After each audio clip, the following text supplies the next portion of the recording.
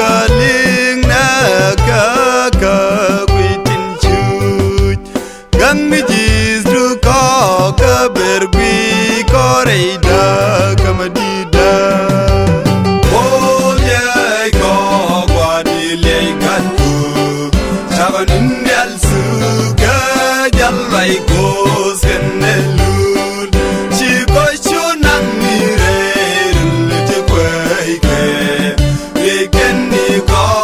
e dor belli wang shari chiring jam ni ku cha min dinal chiring ne ni ku cha mi le da chiring ko cholo janni ke pier ka dalam kuin ko da cha dal ni ko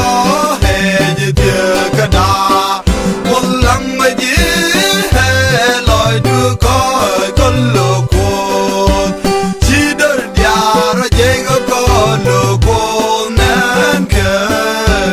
ling ya da chu mi nyam du ka e bai loi du be lo kon lo bos kan na da ke wi go chur du ga bali ko der ko tin cha la ga ji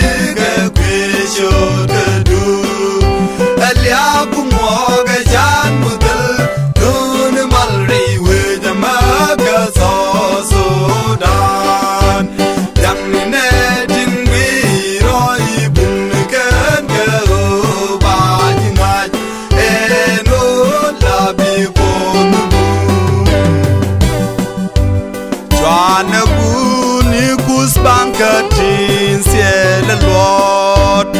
eken kuste daga wi dan ga ke o shane ka gwor bien lui ka kutin kel garame sharan wi mon eno ba gwar wan diat shana ro ja ka kwan ka tilam ne kwarken con quar man dia olye ko gwadile kantu shabanin yal su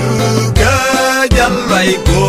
senelun chi ko chunan ni re te kwai ke weekend ni ko e dor belli wang shari chiring jam ni ku cha